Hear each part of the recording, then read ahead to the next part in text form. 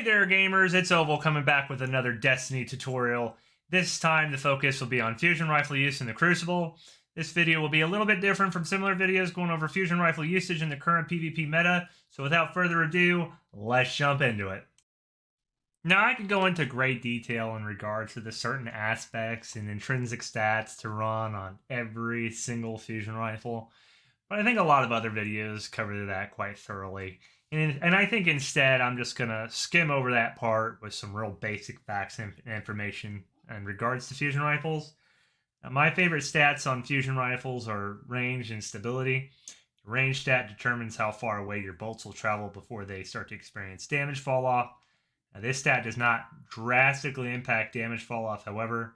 I've tested it, and the damage fall off on a 68 range fusion compared to a 91 range fusion of the same archetype is only comparable by maybe a few digits. So stability is going to be where you really want the stats to be. This stat determines the spread of your bolts. Impact plays a big factor as well. Now that stat's going to determine how much damage each bolt will end up doing. Now there's some who ask which fusion is best to use, and it could be argued that they all work about the same, just depending upon how you run the fusion. For instance, somebody running Gyrofalcons with Cartesian coordinate would probably be best suited to rush the enemy or flank the enemy, whereas somebody running a high impact fusion like Glacial Chasm could peek corners and hit opponents from much greater distance. But they'd be much more susceptible to people at close range using shotguns or sidearms. There are some perks that I'm not really a fan of. Those perks that impact the natural charge time of the fusion, for instance. Perks such as successful warm-up and backup plans can end up being more of a curse and a boon to somebody with good muscle memory. Good perks on a fusion would probably be Rangefinder, although that doesn't really drop on fusions anymore. Under Pressure, High Impact Reserves, Surplus, Swashbuckler, Killing Wind. Ferment Planet did get nerfed, but it's still viable. Tap the Trigger can be effective.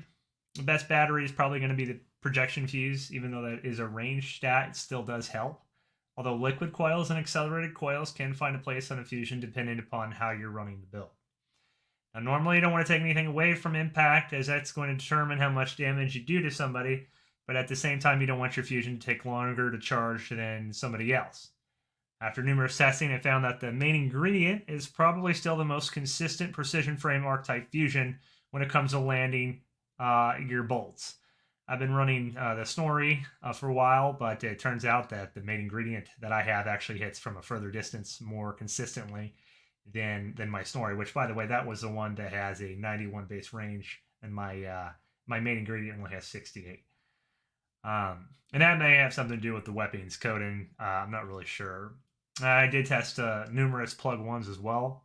My Snorri actually ended up outperforming those, even though it had similar range stats. So if I had to run a plug one, I'd probably run a charge time masterwork, or not a charge time masterwork, but a charge time, like an adept charge time mod instead of the range mod, since it doesn't appear as range is really a big factor on those archetypes.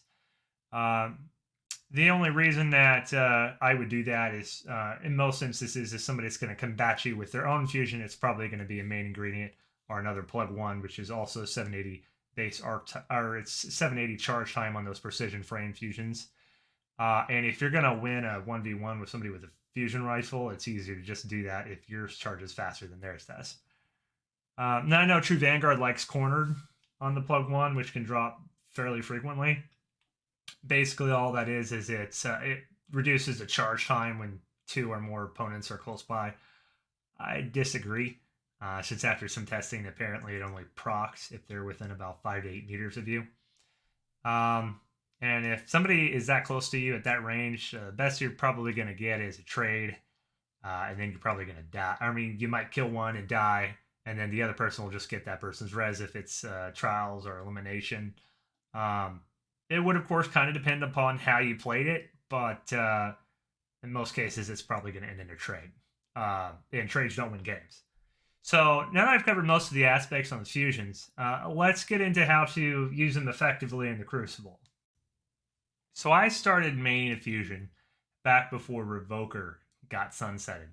Me and my good buddy Clutch both mained Revoker Sidearm. And we had a lot of problems being rushed by AB shotgun players. To combat this, I switched to a fusion, which can be a great deterrent to getting pushed. However, one must remember that a fusion rifle is best used offensively, not defensively. To test this, I went into a private match with the aforementioned friend of mine and told him to aggressively push me with his shotgun while I'm behind cover. As you can see, I have to wait for my fusion to charge before I can take him out.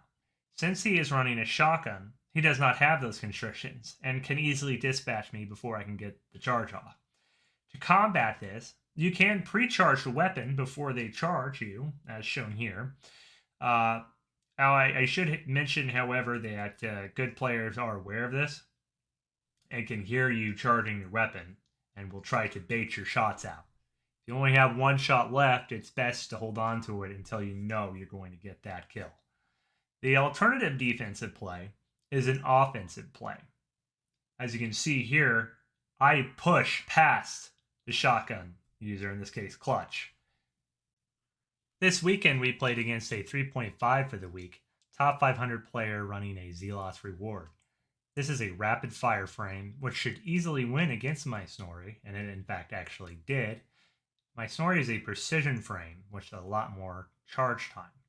However, as you can see, I was able to weaken this said player and then became aggressive, forcing him to hold a defensive stance, and that ended up in me winning that engagement. A good player will play the corner against you while using a shotgun. As we can see here, Clutch is playing the corner, which let him live the initial shot from my fusion. Not all the bolts hit him. Always push away from the corner with line of sight of your prey. Here the corner is at an awkward angle, but I push far past it in order for all my bolts to hit him. Here's another corner where I attempt to push through the corner and not away from the corner. I get blasted.